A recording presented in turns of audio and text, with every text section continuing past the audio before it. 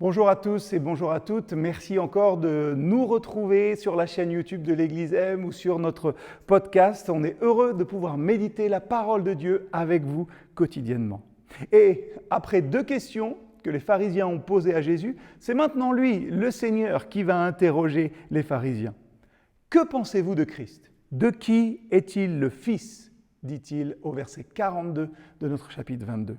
Et pour ces Juifs, lettrés, pharisiens, la réponse est évidente. Le Christ, le Messie, est le Fils de David. C'est ce qu'ils disent au verset 43.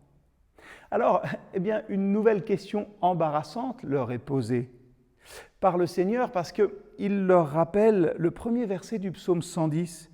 Si en parlant de Christ dans ce passage, David l'appelle Seigneur, comment est-il son fils ? Oui, le Messie devait bien être de la descendance de David, son fils, selon les promesses qui avaient été faites au roi. Mais les pharisiens auraient dû savoir aussi que le Messie serait d'origine divine. Et le psaume 110 le confirme. Le Christ est Seigneur de David. Il est à la droite de Dieu. Et ça témoigne de sa nature divine. Après avoir été rejeté par les hommes, il a été élevé dans la gloire. Et lorsqu'il viendra, il dominera sur la terre entière et il détruira ses ennemis. La bouche des opposants, verset 46 de notre chapitre 22 de Matthieu, est fermée. Seule la foi pouvait décerner en Jésus-Christ, Jésus qui est appelé Christ.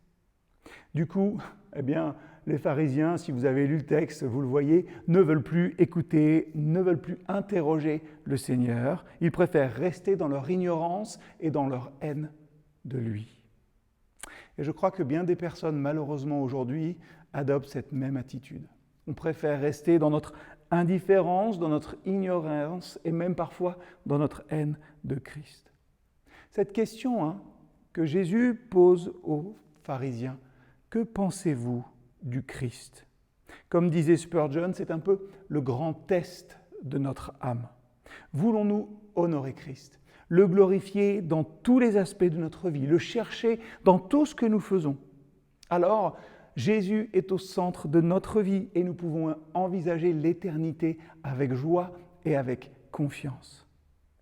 Nous contentons-nous de vivre finalement sans jouir de la présence de Jésus, de son amour, sans compter sur lui en toutes choses, en ne tenant aucun compte de ses lois finalement.